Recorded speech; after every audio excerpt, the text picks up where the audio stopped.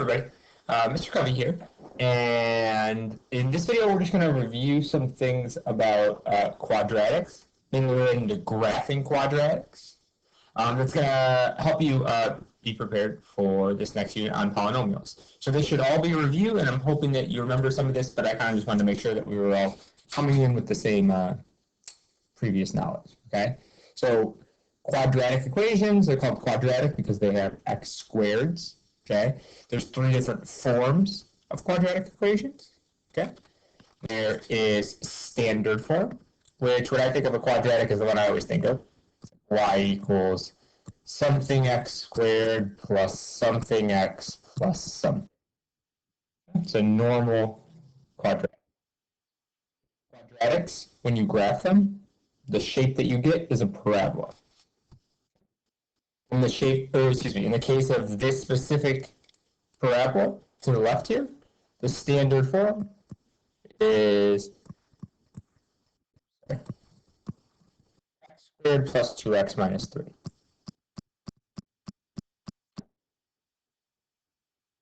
There's another form for quadratics called vertex form.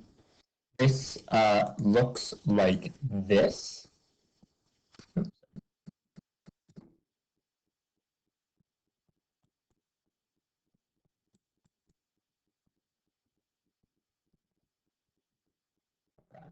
Again, we'll come back and talk about like why they look certain ways and what they tell you in a second, but I just want to get them out there first. And for this particular graph shown to the left,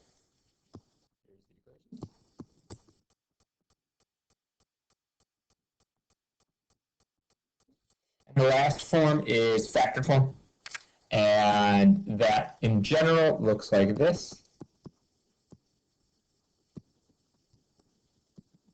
Factored, check. It's got two factors in parentheses. Sometimes there's a GCF up front. And in the case of this particular equation, this is the factor form. Okay.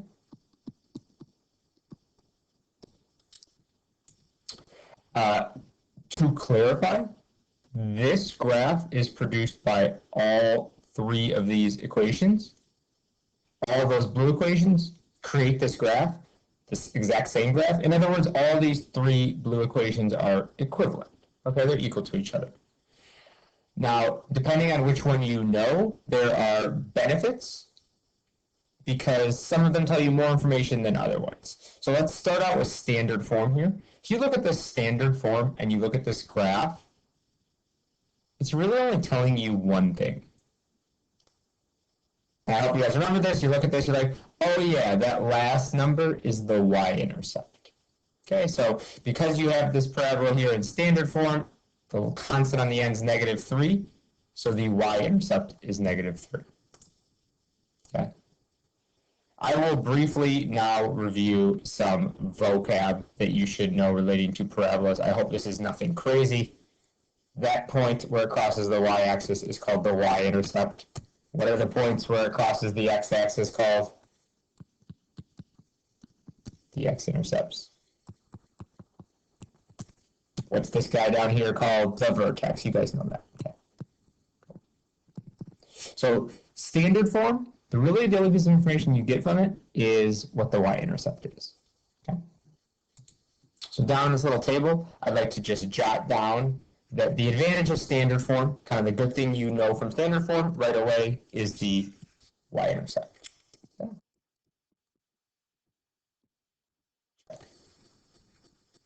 Vertex form? Oh wait, slow down for a second. Why is it called vertex form? You know the vertex, okay? And I hope if you look at this equation, it totally makes sense that the vertex is at -1, -4. It's transformations. Okay, so the thing to remember about vertex form is it tells you the vertex, obviously, but really it's transformation. It's transformational form. Okay, it's written in a form where you can think about it as being shifted. It's all about the transformations. Where is it being shifted from? Well, where does the default parabola have its vertex? At the origin. Okay, so if you look at this, I hope you say, oh, that's a parabola that's left 1, down 4. In other words, the vertex is left 1, down 4. I like vertex form. Why? Because it tells me the vertex. If you know the vertex, that's kind of good. You're like in good shape if you're trying to graph a parabola. The last form is probably the form that you remember the least about. It is factored form. Why is it called factored form? It literally looks like it's factored. Someone took it and they factored it. And if you look at the factored form and you look at the graph, what does the factored form tell you? It tells you the x-intercepts. Remember, this works backwards. So if you have x minus 1 as a factor, positive 1 is an x-intercept. If you have x plus 3 as a factor, negative 3 is an x-intercept. Okay? So if you are given your parabola in factored form, you know the x-intercept.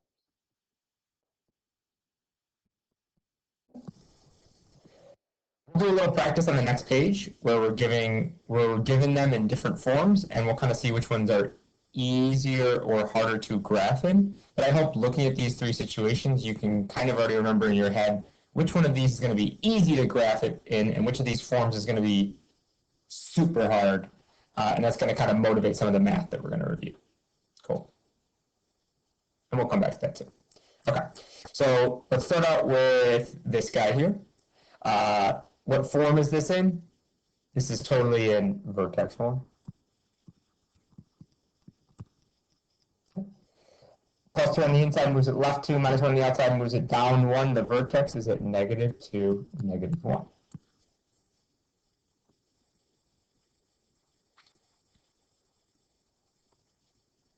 Okay. Axis of symmetry. I will recap with you that. I hope you remember this. What is the axis of symmetry? It's the line that divides the parabola in half. Okay? Parabolas are symmetrical. Every parabola is symmetrical. There's a vertical line, in the case of normal parabolas, that divides them in half. How do you write the equations of vertical lines? X equals a number. Okay, so x equals negative 1 would be the axis of symmetry in the case of this parabola. Recall that the other name for an axis of symmetry is a line of symmetry. Axis of symmetry, line of symmetry, same thing. Okay. So in this case, if you have the vertex there, where's the line of symmetry? Well, it goes right through the vertex. Okay, the vertex is kind of where you start drawing your parabola, and so it's kind of going to be where it gets divided in two as well. Okay. The axis of symmetry here is x equals negative 2. Next thing, does this parabola have a maximum or a minimum? Okay. Well, I hope that you're clear that normal parabolas look like this. In the case of normal parabolas, the vertex is the minimum, right? It's the bottom of the parabola. Okay. I ask you what the minimum value is. I want the y value at the vertex. What is the minimum value, y value, obtained by this parabola? It's going to be negative 1. How could a parabola have a maximum? Well, if it was upside down. How would you know if it was upside down? Well, it was reflected over the x-axis. If it had a negative out front. In that case, the vertex would be a maximum. I can actually graph a little bit of this parabola. I hope you remember the shape of parabola is obviously a U-shaped graph, but if you want to be a little more specific about the points, there's an easy way to remember it. If you start at your vertex, again, I hope this is all really familiar with you guys. If you start at your vertex, a normal parabola goes over 1 up 1. You go back to the vertex, you go over 2 up 4. You go back to the vertex, you go over 3 up 9. Where are these numbers coming from? It's the squareds, right? It's x squared. So the x values get squared to give you the y values. Cool. Those amounts that you go up change if you have a vertical dilation. So if you had 2 out front, you'd go over 1 up 2, over 2 up 8, over 3 up 18. Cool. Okay, so we can actually graph some more points here. We can go over 1 up 1 because I have no number out front, so no vertical dilation. I can go over 2 up 4. And again, I can use symmetry. So that point flips over there, that point flips over there. Parabolas are symmetrical. Okay. Let's get to my parabola here.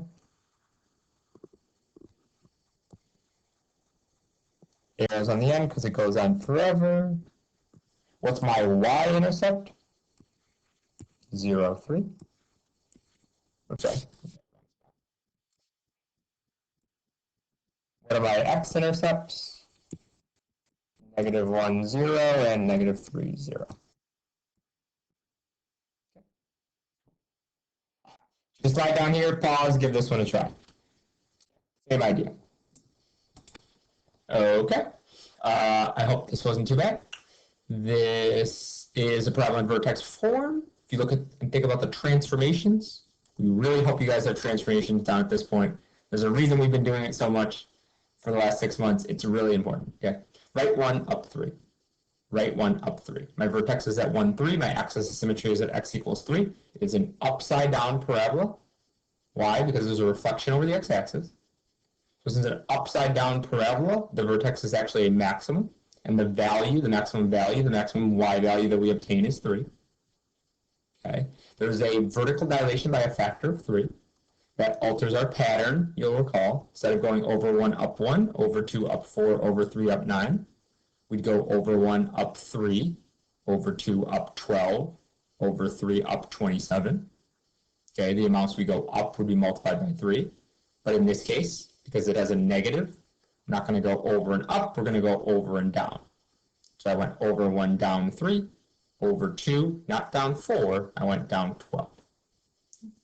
I get this parabola that's reflected over the x-axis that is a vertical dilation by a factor of 3. You'll notice that this point right here is the y-intercept, but it is also an x-intercept. Right? It's a spot where the graph crosses the x-axis as well as it crosses the y-axis. Cool. Okay, moving on. I hope that's not too bad. Factored form. Check. I hope that looks factored. You look at that, you're like, oh, someone factored it. We call it factored form. Sometimes you will hear people call it intercept form as well. And what's a little tricky here is, if you go back to our chart, remember that the thing that factored form tells you is the x-intercepts. Okay? So it actually doesn't tell us the vertex right away. It tells us the x-intercepts. They're flip-flopped. So x minus 5 is a factor, means we have 5 as an x-intercept.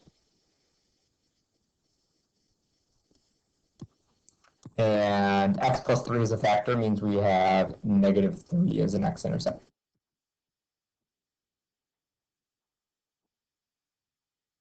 You're like, oh, okay, now what? Parabolas all revolve around the vertex. It's all about knowing the vertex, okay? Knowing the x-intercepts helps you find the vertex. It does. And I hope you can think about what a parabola looks like and start to piece together where the vertex has to be. Well, those are the x-intercepts. The vertex has to be in between them. Right? The vertex is in between the x-intercepts. Okay. How do you figure out what's in between two numbers? You add them together and divide by 2. Right? That's how you find out what's between two numbers. So the x value of the vertex is going to be 1. My vertex has to fall on that pink line. Okay? X equals 1, therefore, is going to be my axis of symmetry. What I still don't know when I'm going to plot my vertex is, wait a second, how high up or down? Like, is it right here, or is it down here, or up here even? I know it's not there, but how do you figure out the y value that goes with the x value? The same way you always find the y value that goes with the x value, you plug the x value in. This is just like all the algebra from Algebra 1 and AAA. You're like, yes, I remember all this. Okay. 4 times -4. That tells me my vertex is at 1, -16. Okay. So it's way down here. Sorry, it ran off our graph. There's my vertex. If I want to plot a couple of other points, I'd go over 1, up 1, over 1, up 1, over 2, up 4. It's just still going to be off the graph, sorry. I get my problem.